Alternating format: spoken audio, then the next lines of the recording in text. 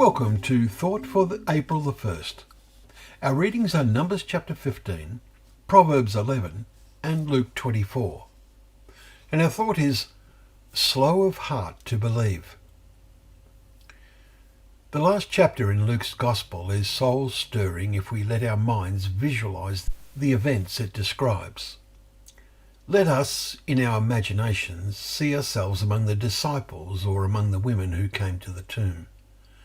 Meditate and let the events come alive in our thinking. The women dedicatedly followed Jesus to the end to do whatsoever they could, even though their world had fallen apart. And when the world today is falling apart, what of us? We read of the two who were joined by a stranger as they walked the 10 kilometres to Emmaus. They were told by him they were slow of heart to believe all that the prophets have spoken, verse 25, about the sufferings of the Messiah and how that after he would enter into his glory. They completed their journey. It is now evening, and they urged him strongly, saying, "Stay with us," verse 29. The next verses are fascinating. And when he was at table with them, he took the bread and blessed and broke it and gave it to them. And their eyes were opened, and they recognized him. And he vanished from their sight. What opened their eyes? He broke the bread with his hands. He gave them to them with his hands. What hands? And as soon as the recognition flashed into their minds, he vanished.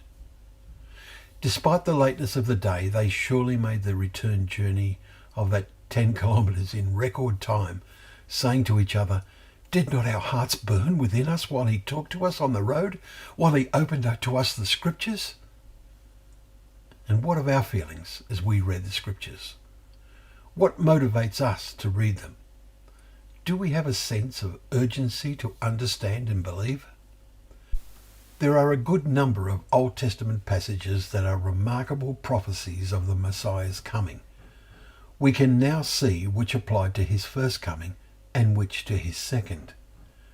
Do our hearts burn within us as we read them, or are we slow of heart to believe?